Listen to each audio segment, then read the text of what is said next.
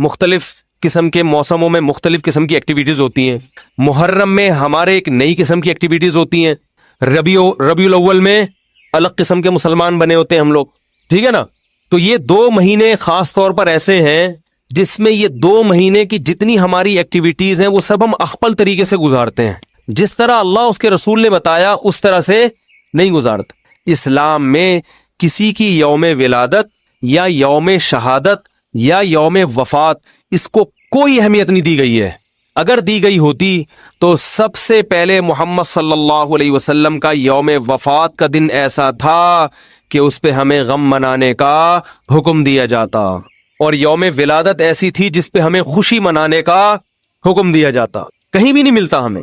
بعض حضرات یہ کہتے ہیں کہ آپ صلی اللہ علیہ وسلم کو خواب آیا تھا جس میں بتایا گیا کہ آپ کے نواسے حضرت حسین جو جنت کے سرداروں کے جنت کے نوجوانوں کے سردار ہیں ان کو آپ کی امت شہید کرے گی, تو آپ بلک بلک کے رونے لگے. تو اس سے بعض لوگ استدلال کرتے ہیں دیکھو غم حسین میں رونا چاہیے. تو یاد رکھو نبی صلی اللہ علیہ وسلم کو جب اطلاع ملی آپ کو غم ہوا آپ روئے. تو جب بھی کوئی غم کسی کو پہنچتا ہے اس کی آنکھوں سے آنسو نکلنا یہ نیچرل ہے.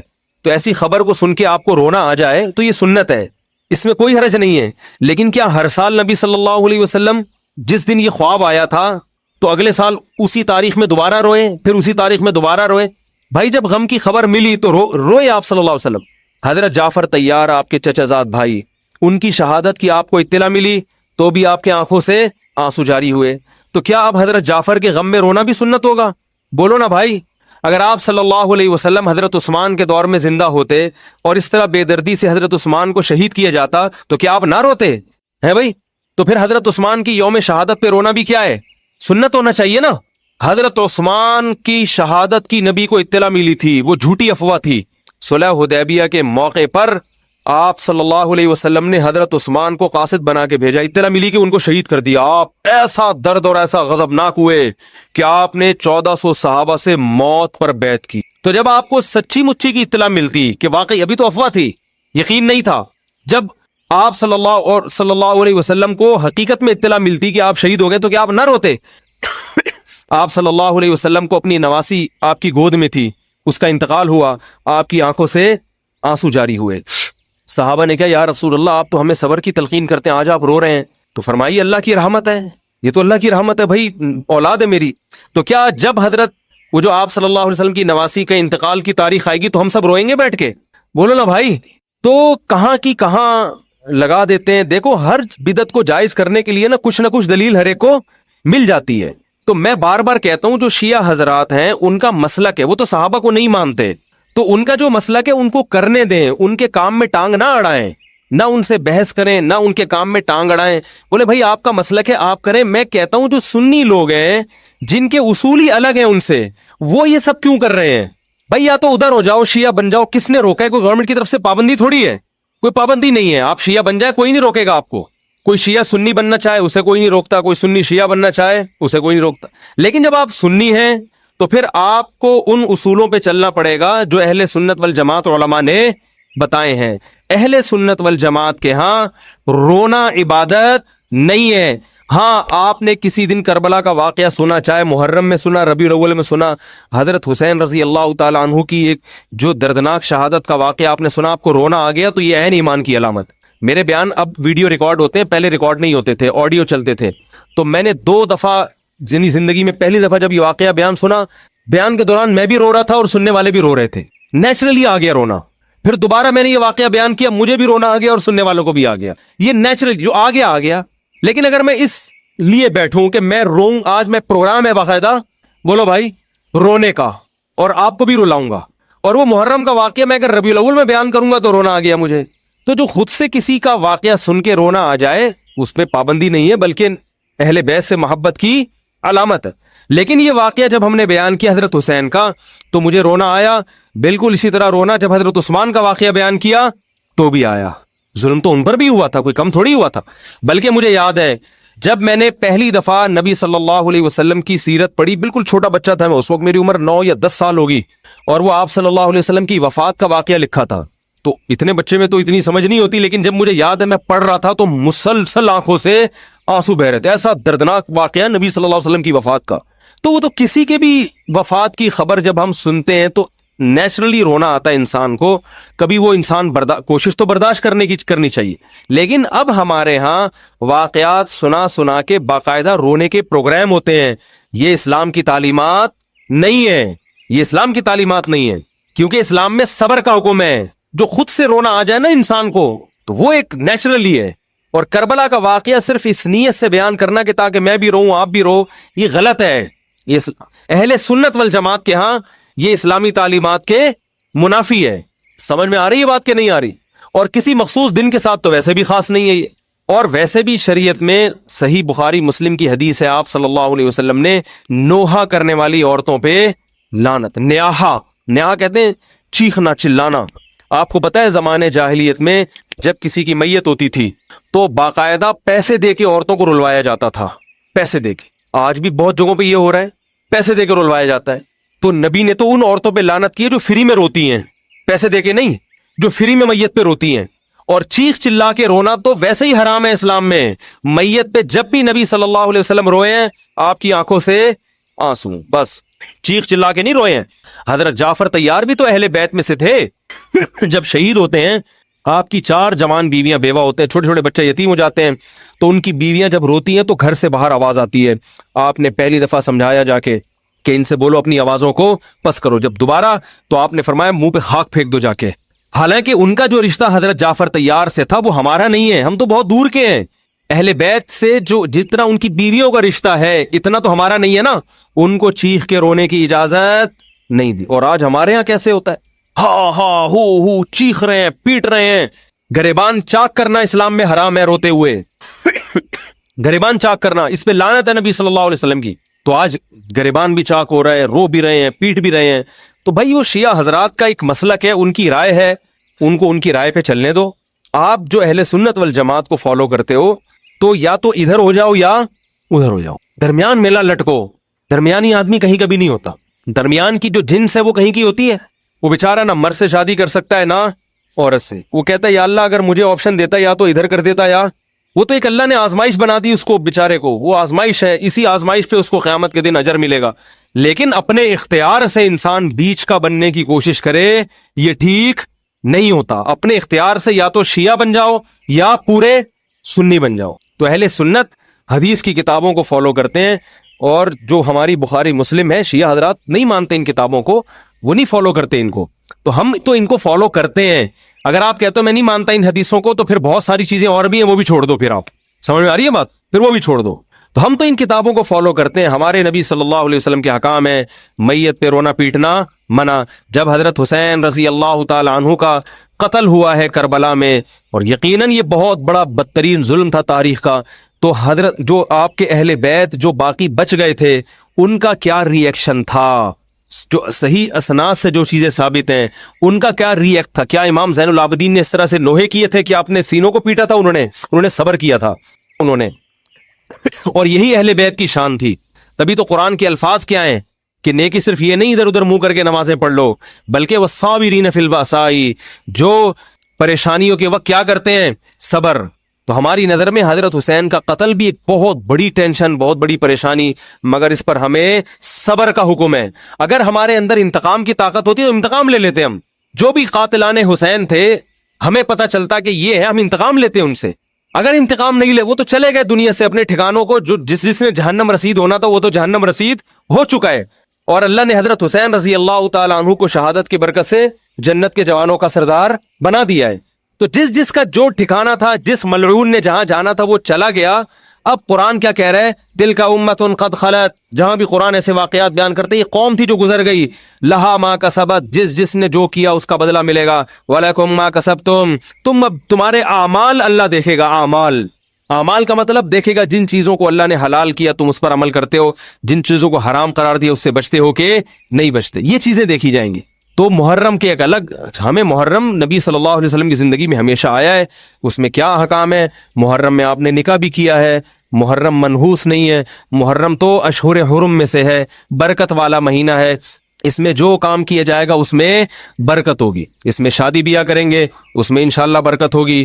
اس میں کوئی اور عبادت کریں گے اس میں برکت. نبی صلی اللہ علیہ وسلم نے محرم کی الگ فضیلت بیان کی کہ اس میں عبادتیں عبادت کا ثواب محرم کے روزوں کا ثواب عام مہینوں سے زیادہ ہے.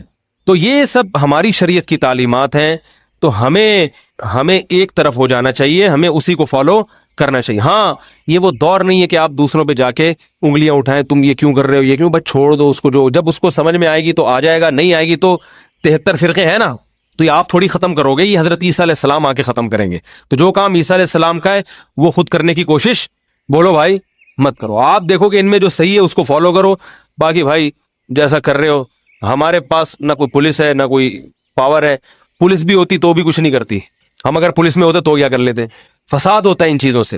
افغانستان میں جب طالبان کی حکومت تھی, او بھائی کون سی والی گھڑی صحیح ہے, میری گھڑی میں تو کیا ٹائم ہو رہا ہے, تو کبھی آگے چلیے.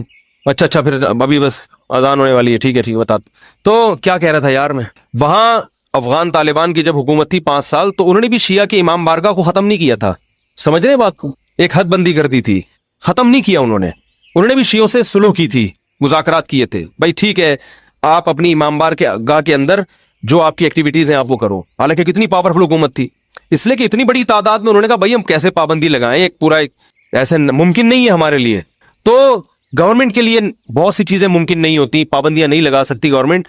تو جو طالبان نہیں ختم کر سکے, حالانکہ طالبان سنی مسلک کے تھے اور وہ شیعہ بالکل ایک.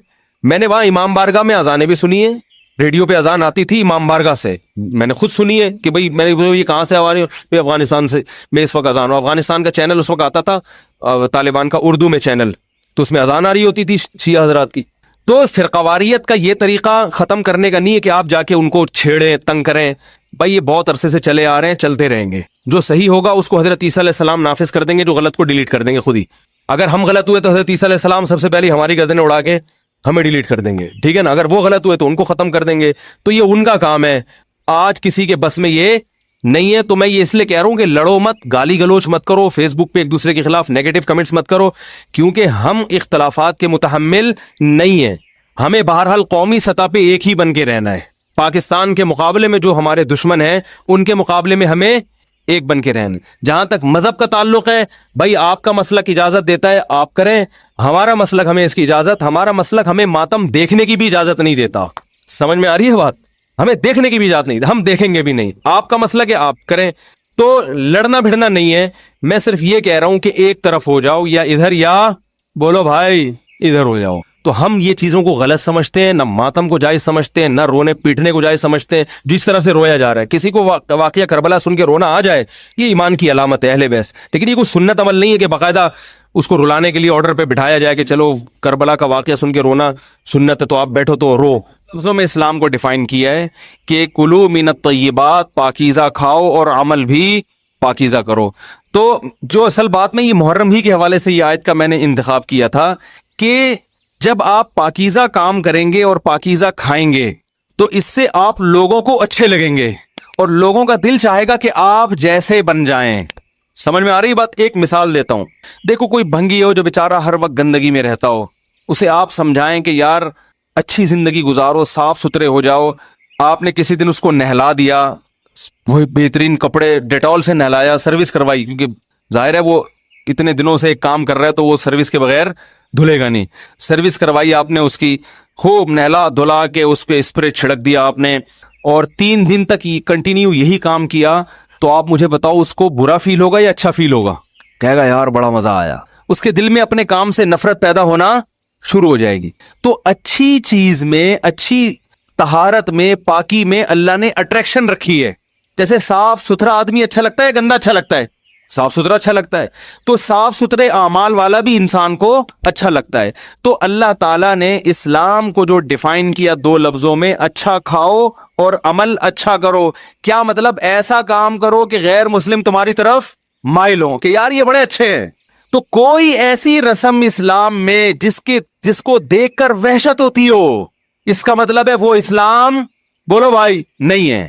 کوئی بھی آپ ایسا عمل کر رہے ہیں, لیبل اسلام کا لگا رہے ہیں, مگر اسے دیکھ کر غیر مسلم کو گھنٹوں گھنٹوں سمجھانا پڑتا ہے یہ کیوں ہو رہا ہے, اس کا مطلب ہے کہ یہ اسلام بولو نا بھائی نہیں ہے.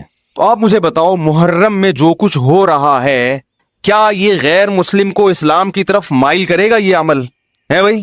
یعنی کوئی غیر مسلم اسے دیکھ کے مسلمان ہوگا کہ یار ماشاءاللہ بڑا زبردست اسلام ہے.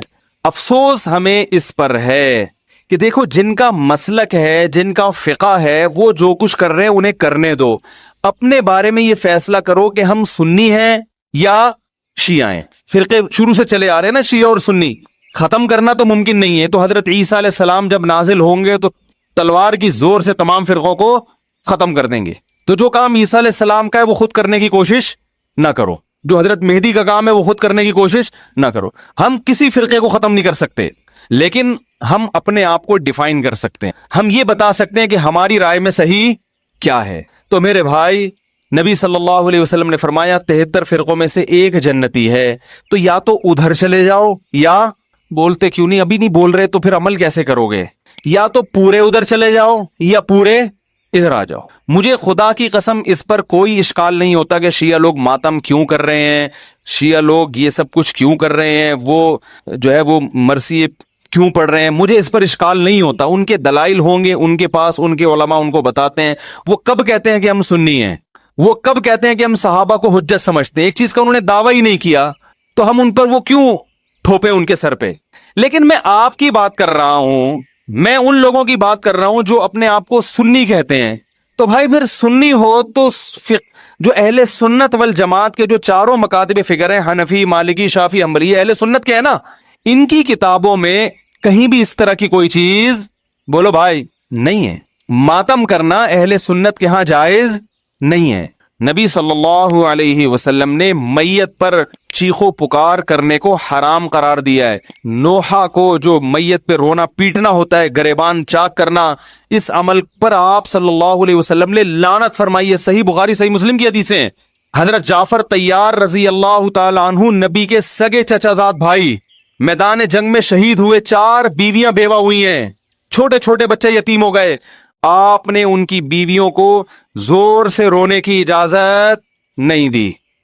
اتنا غضبناک ہوئے جب وہ باز نہیں آئے, آپ نے فرمایا ان کے منہ پہ خاک پھینک دو. حالانکہ بیوہ ہوئی ہیں, قابل ترس ہیں, لیکن چیخ کے رونے کی اجازت, حالانکہ وہ تو اہل بیت میں سے تھے. حضرت جعفر طیار ظلمن شہید ہوئے تھے.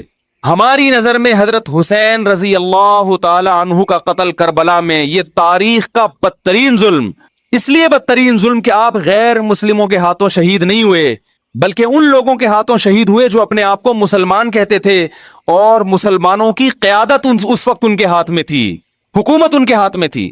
لیکن اس ظلم پہ اہل سنت والجماعت کے ہاں جو سنی ہیں, ان کے چاروں مکاتب فکر کے ہاں نہ رونے پیٹنے کی اجازت, نہ نوحہ کرنے کی اجازت, اور نہ میرے بھائی ماتم کرنے کی اجازت. میرے بھائی آپ لوگ اللہ کا واسطہ محرم میں مرثیے نہ لگائیں. ہر گاڑی میں کوئی نوحہ چل رہا ہے, کوئی شیعہ ہے تو ٹھیک ہے وہ کرے.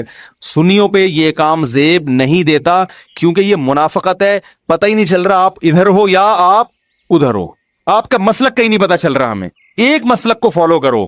ہمارے ہاں محرم منحوس مہینہ نہیں ہے, ہمارے ہاں محترم مہینہ ہے, مبارک مہینہ ہے. امہات المومنین میں سے بعض کی اس مہینے میں شادی ہوئی ہے. ہم شہادت کو نحوست نہیں سمجھتے. 10 محرم پہلے سے مبارک تھا, حضرت حسین کی شہادت کی وجہ سے اور مبارک بن گیا, منحوس نہیں بنا. شہادت مبارک عمل ہے, منحوس نہیں ہے. ہم اس مہینے میں کالے کپڑے نہیں پہنیں گے. ہم اس مہینے میں خوشیاں منانے کو جائز سمجھتے ہیں.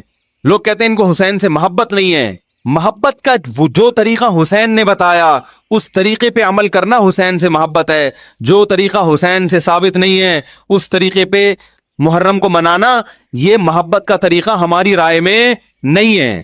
سمجھ میں آ رہی ہے بات کہ نہیں آ رہی ہے؟ اور ایک میں وضاحت کر کے بیان کو ختم کروں. بھائی یہ کوشش کریں گے نا اس کی, محرم نہ منحوس مہینہ ہے, نہ اس میں بلائیں نازل ہوتی ہیں, اس میں خوشیاں منانا بھی جائز ہے, اس میں نکاح کرنا شادی کرنا بھی درست ہے. یہ جو مشہور ہے محرم کی شادی ناکام ہوتی ہے 100% غلط ہے. جو شیعہ حضرات ہیں وہ بچیں اس سے.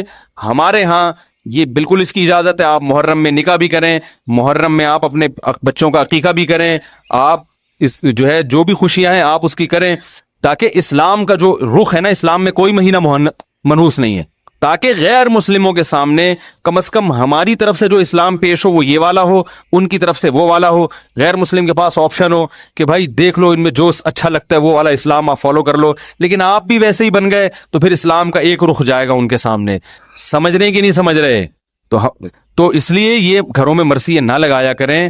میتوں پہ نوحہ کرنا، غم منانا ہماری شریعت میں پسندیدہ، 3 دن تک تعزیت ہے بس، اس کے بعد نہیں. اور عورت کے لیے شوہر کے مرنے پر 4 مہینے 10 دن. محرم میں شادی کے حوالے سے ایک بیان شیعہ حضرات بہت زیادہ چلا رہے ہیں اور پھر اس پہ رد کر رہے ہیں. کمنٹس میں لوگوں نے لعنتیں، اور یہ جو بعض لوگوں کا اسٹائل ہوتا ہے. شیعہ حضرات سے میں ایک گزارش کروں گا کہ محرم میں شادی کرنا ہماری نزدیک جائز ہے، بلکہ برکت کا مہینہ ہے. تو اگر ہم نے اپنی عوام کو یہ کہہ دیا کہ محرم میں شادی کرو، تو آپ کو تھوڑی چھیڑ رہے ہیں، ہم آپ نہ کرو بھائی، کس نے کہا ہے؟ میں تو سنی عقیدہ بیان کروں گا نا، یہاں بیٹھا ہوں. اہل سنت والجماعت کے یہاں محرم میں شادی بالکل جائز ہے. میں نے بتایا تھا ہال سستے ہوتے ہیں تو بتایا تھا نا، اس لیے اس میں آسانی سے شادی ہو جاتی ہے، یہ فائدے ہیں. اس میں نا تشدد پھیلایا جا رہا ہے، فرقہ واریت. تو جب ہم آپ کے مسلک کو چھیڑ ہی نہیں رہے، ہم تو کب کہہ رہے ہیں کہ شیعہ کے یہاں جائز ہے؟ ہم کہہ رہے ہیں سنیوں کے یہاں جائز ہے. تو آپ لوگوں کو بتاتے ہیں بھائی یہ سنی مذہب ہے، یہ شیعہ نہیں. تو آپ اپنے جو سننے والے لوگ ہیں ان کو بتا دیں اتنا کہ یہ انہوں نے اہل سنت والجماعت کو کہا ہے، شیعہ حضرات نہ کریں شادی. تو ہمیں اس پہ کوئی اعتراض نہیں ہے. بیان میرا سنیوں میں ہو رہا ہے، اس کو آپ شیعوں میں چلا چلا کے اس پہ پھر رد کر رہے ہو دلائل سے. آپ دلائل دیں. اپنی نظر میں محرم، صفر، ربیع الاول 12 مہینے شادی کے ہیں. ویسے بھی 4 جب کرنی ہوں گی تو پھر اس میں تو اتنا آپشن آپ کے پاس نہیں ہوتا کہ یہ والا مہینہ تو یہ والا. جو لڑکی والے جس مہینے میں راضی ہو جائیں فوراً سے پہلے نکاح کر لو، ورنہ رشتہ ہاتھ سے گیا. باقی ہم حضرت امام حسین کی شہادت کو ایک شہادت سمجھتے ہیں. شہادت تو ایک سعادت کی چیز ہے، نحوست تھوڑی ہے. تو ہم اپنا مذہب تو بیان کریں گے نا بیٹھ کے. تو اپنا مسلک ہم بیان کر رہے ہیں کہ محرم میں شادی بالکل جائز ہے. اور ایک صاحب نے تو یہاں تک کلپ بنایا، وہ تو سنی ہے، انہوں نے میرے خلاف کلپ بنایا کہ یہ کہتا ہے کہ محرم میں شادی اس لیے بھی کرنی چاہیے کہ ایک بدعت کا خاتمہ ہو، کیونکہ بہت سے لوگ محرم میں نہیں کرتے، تو ان کی بدعت کی مخالفت کے لیے. بہت سے سنی بھی نہیں کرتے نا، تو ان سنیوں کو میں ترغیب دے رہا ہوں کہ محرم میں کیا کریں تاکہ اس بدعت کا خاتمہ ہو. تو بھائی ہم اس بدعت سے، وہ بدعت جس کو سنی بدعت سمجھتے ہیں، آپ نہیں سمجھتے تو آپ کیوں اپنے خلاف لے کے جا رہے ہو؟ اس کو آپ کیوں اپنے خلاف لے کے جا رہے ہو؟ تو ہم تو اس بدعت کی بات کر رہے ہیں جس کو ہم ایک مسلک پہ چلے گا نا انسان. یہ کچھ وہاں سے لے لیا، کچھ وہاں سے لے لیا، کچھ وہاں سے لے لیا. تو ایک سنی مولانا صاحب نے کلپ بنایا میرے خلاف کہ اچھا جس دن تمہارے باپ کا انتقال ہو اس دن بھی نکاح کیا کرو، کیونکہ لوگ گھر میں جب میت ہوتی ہے اس دن شادی بولو نہیں کریں. تمہارے چاچا کا انتقال ہو جس دن، اس دن کیا کرو. کوئی بھی نہیں کرتا نا جس دن گھر میں میت ہو، تو جائز تو اس دن بھی ہے. تو بات یہ ہے، یہ نہیں اس پہ لگا رہے ہیں کہ حضرت حسین کا بھی تو غم باپ اور دادا کے غم سے بڑا ہے.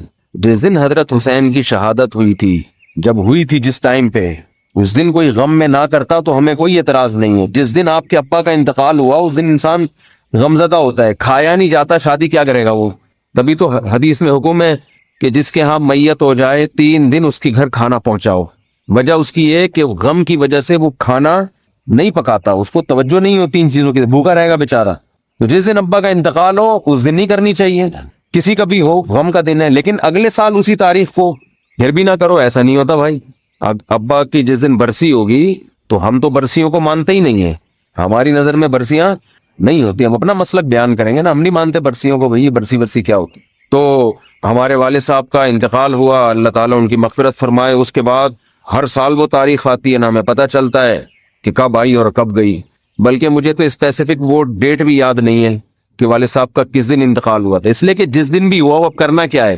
دعا کرنی ہے آپ نے. وہ تو جب یاد آئے کر لیا کرو بھائی. اب تو والد کو، والدہ کو ضرورت اس کی ہوتی ہے کہ بعد والے ان کے لیے دعائیں کریں، اور وہ خاص اس تاریخ میں جس دن انتقال ہوا تھا اس تاریخ میں دعا کی قبولیت کا زیادہ امکان ہوتا ہے. ایسی کوئی حدیث ہمارے پاس نہیں ہے. تو ساری زندگی انگریز مناتے ہیں نا مدر ڈے اور فادر ڈے، ہم نہیں مناتے، کیوں؟ ہمارا تو روز ہی مدر ڈے اور روز ہی فادر ڈے. انگریزوں کا سال میں مدر ڈے زیادہ ہوتا ہے، فادر کا تھوڑا ان کے یہاں تھوڑا پرابلم ہے. کچھ لوگ منا رہے ہوتے ہیں، کچھ لوگ جن کے ہوتے ہیں وہ منا لیتے ہوں گے. مدر ڈے بہرحال وہ سب منا رہے ہوتے ہیں. تو ان کے ہاں وہ اس لیے مناتے ہیں مدر ڈے اور فادر ڈے کہ ان پورا سال ابا اماں کو پوچھنے کی توفیق نہیں. ہمارے ہاں تو بھائی روز ہی ابا ہیں. تو وہ یہ تھوڑی کہ 1 جنوری کو ابا تھے، 2 کو ابا نہیں ہے. وہ 2 کو بھی ابا ہے، 3 جنوری کو بھی، فروری میں بھی وہی ابا، مارچ میں بھی وہی ابا. ایسا ابا کہاں سے لبا؟ پنجاب والے کہتے ہیں، پنجاب میں زبان بڑی مستائی بھی بولی جاتی ہے. وہ ایک صاحب اپنے ابا کے بارے میں کہہ رہے تھے میرے ابا یوں، اس نے کہا ایسا ابا کہاں سے لبا؟ لبا کسے کہتے ہیں؟ پایا؟ پتا نہیں، خیر پائے کو کہتے ہیں نا، کہاں سے پایا. تو ہمارا تو بھائی روز ابا ڈے ہے، روز مدر ڈے، زندگی میں بھی اور موت کے بعد بھی روز ہی ان کے لیے. جب بھی دعا، مجھے تو اللہ ٹوٹی پھوٹی توفیق دیتا ہے، جب بھی ہاتھ اٹھا کے دعا کرتا ہوں تو سب سے پہلے اپنے والدین کے لیے. تو ہاں، اب وہ تاریخ ابا کی ڈیتھ، وہ تاریخ آئے گی بھی نا انتقال کی، تو اس تاریخ میں تو ہم شادی بھی کرتے ہیں اور خوشیاں بھی منا رہے ہوتے ہیں، کیونکہ وہ جو دن تھا وہ دن چلا گیا. اور ویسے بھی 3 دن سے زیادہ تعزیت کو شریعت نے پسند نہیں کیا. 3 دن غم کے بہت ہوتے ہیں. تو اس کے بعد اپنے ان کے حکام کو فالو کرو. تو اہل سنت والجماعت کے ہاں محرم، سفر، ربیع الاول، ربیع الثانی، یہ سب مہینوں میں شادی جائز ہے. شیعہ حضرات نہ کریں، ان کا اپنا مسلک. تو لیکن اس سے کلپ بنا بنا کے نیگیٹیوٹی پھیلانا یہ غیر اخلاقی حرکت ہے. اور کلپ بھی کاٹا جاتا ہے اتنا سا، پوری بات سامنے نہیں آتی ہے، اتنا سا کلپ کاٹ کے چلا رہے ہوتے ہیں. تو یہ فیس بک پہ بہت زیادہ بدتمیزی ہو رہی ہے اس ٹائپ کی. تو پھر بھی اگر کوئی نہ کرے محرم میں تو نہ کرے، ہم کو گن پوائنٹ پہ تو کروا نہیں رہے اس کی، پھر بھی نہ کریں. میری ایک دفعہ شادی محرم میں بھی ہوئی تھی، تو حقیقت ہے، تو مجھے یاد ہے 9 محرم کو ہم نے وہ ولیمے کا لوگوں کو بولا تو وہ بعض لوگوں کے منہ بن گئے کہ یہ کون سا دن ہے. تو میں نے کہا بھائی ہمیں تو آج ہی اتفاق سے فرصت ملی ہے، تو جب شادی ہوگی تبھی ولیمہ ہوگا نا. تو نکاح ہوا تھا 1 آدھ دن پہلے، تو بھائی اب آج ہی ہے، تو انہوں نے آ گئے، پھر وہ کھانا کھوڑنے سب پہنچ جاتے ہیں. وہ ایک داماد تھا نا، ایک ہونے والا داماد، تو لڑکی والوں نے اس کو کہا کہ تم ہماری بیٹی سے آج مجھے ذرا ہلکا ہی بولنے دیں، ہلکا ہلکا، ٹھیک ہے نا. تو ہلکی پھلکی باتیں، 4-5 دن سے سیٹنگ آؤٹ ہوئی ہے. تو لڑکی والوں نے بولا کہ تمہیں گھر داماد بننا پڑے گا، اس شرط پہ ہم اپنی بیٹی دیں گے گھر داماد. ایک دم تیش میں آ گیا، یہ بے غیرتی، یہ بے شرمی قبول ہے. آخر میں فوراً کہتا ہے، ایک دم سوچتا ہے نا کہ پہ چھوڑو بے غیرتی بے شرمی رہے گا، لیکن قبول ہے اور کیا چاہیے. تو کس پہ کہہ رہا تھا میں یہ ہے؟ ہاں، تو لوگوں نے کہا محرم، یہ پھر پہنچے ہوئے سارے. تو جو نہیں کرنا چاہے وہ نہ کرے. ہماری نظر میں حضرت حسین سے محبت کا یہ طریقہ ہی نہیں ہے نا کہ محرم میں سوگ منایا. ہمارے ہاں دوسرا اسٹائل ہے محبت کے اظہار کا، دوسرا طریقہ ہے. تو ہم کہتے ہیں ان کو فالو کرو. حضرت حسین کی اتنی بڑی داڑھی تھی، کتنے لوگوں کی داڑھی ہیں بڑی. حضرت حسین بے انتہا سخی تھے. اس دور میں جو سید ہوا کرتے تھے نا آل رسول، اتنی سخاوت ہوتی تھی کہ ان کی سخاوت کی مثالیں بیان کی جاتی تھی. حضرت حسن رضی اللہ تعالی عنہ اتنے سخی تھے کہ ایک مرتبہ آپ نے باغ میں دیکھا کہ ایک غلام کھانا کھاتا ہے، ایک نوالا خود کھاتا ہے، ایک نوالا کتے کو کھلاتا ہے، اپنے کھانے میں سے آدھا اس کو دے رہا ہے. تو حضرت حسن نے پوچھا کہ یہ کیوں کر رہے ہو؟ اس نے کہا مجھے شرم آتی ہے کہ میں ایک جانور کے سامنے کھانا کھا رہا ہوں اور یہ بیچارہ للچائی کی نظروں سے میرے سامنے دیکھ رہا ہے. غیرت مند لوگ تھے نا. حضرت حسن کو خیال آیا کہ جب یہ غلام ہو کے اتنا غیرت مند ہے کہ آدھی روٹی کی سخاوت کر کے کس پہ خرچ کر رہا ہے؟ جانور. تو ہم تو آل رسول میں سے ہیں، ہم تو نبی کے نواسے ہیں. حضرت حسن رضی اللہ تعالیٰ نے اس غلام سے کہا کہ تیرا مولا کہاں ہے جس کا یہ باغ ہے اور جس کا تو غلام ہے؟ اس نے بتایا. تو مولا سے کہا کہ اس کی قیمت لگاؤ.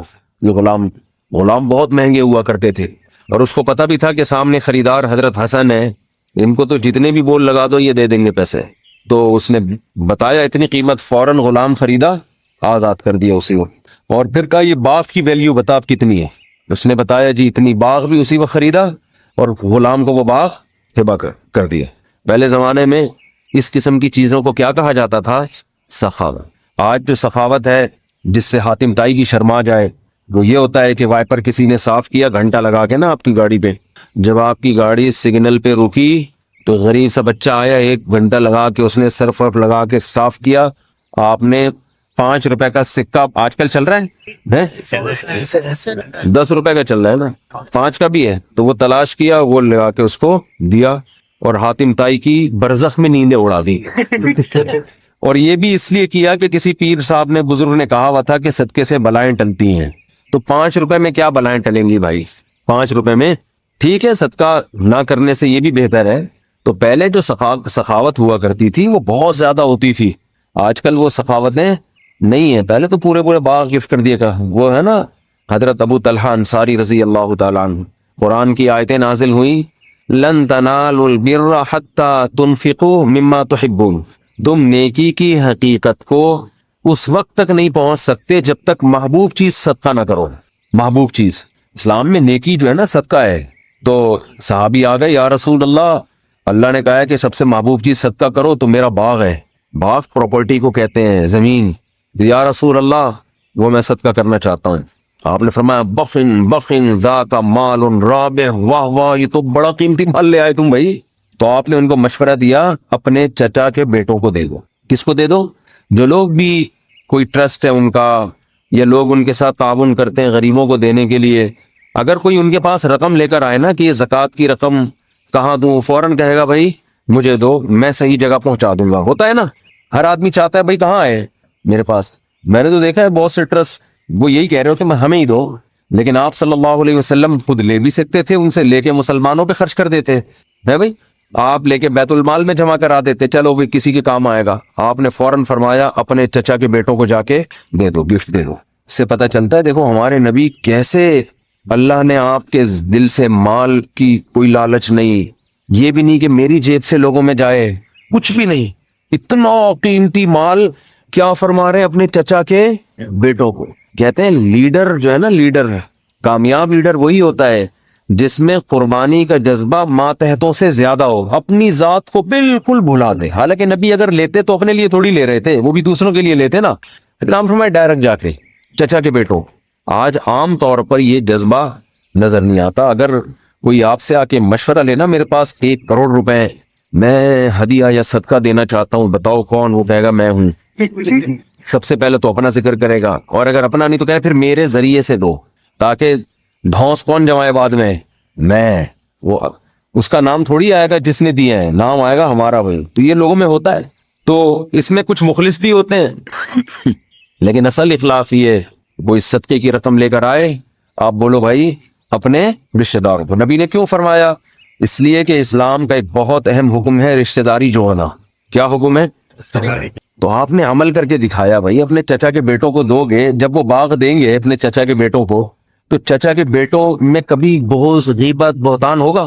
بھائی آج کل یہ ہوتا ہے نا کہ میرے چچیرے ہی میری ٹانگیں کھینچتے رہتے ہیں، یہ ہے نا ہیڈک۔ لوگ مجھے کہتے ہیں مفتی صاحب آپ رشتہ داروں کی بات کرتے ہو، سب سے زیادہ تو بڑا رشتہ دار کھوتے ہیں ہمارے لیے، سب سے زیادہ غیبتیں آپ کے رشتہ دار آپ کے خلاف کر رہے ہوتے ہیں۔ لیکن کیا ابو طلحہ انصاری کے رشتہ دار نے کبھی ان کی غیبت کی ہوگی اس کے بعد؟ وہ پتا ہے بھائی صاحب انہوں نے اتنا بڑا ظرف، مجھے پورا باغ ہدیہ دے دی۔ تو رشتہ داری جوڑنے کے لیے روکڑے کا خرچ کرنا بولو ضروری۔ روکڑے کی بات آئی تو ایک اور آئے ذہن میں آ گئی، وہ کر کے پھر آگے چلتے ہو۔ ان چیزوں سے آج نا لوگ ہٹ گئے ہیں، بس محرم میں یہ کر لو، ربیع الاول میں یوں کر لو۔ ابھی ربیع الاول میں الگ سیٹ اپ شروع ہو جائے گا۔ عمل زیرو، عمل کیا ہے؟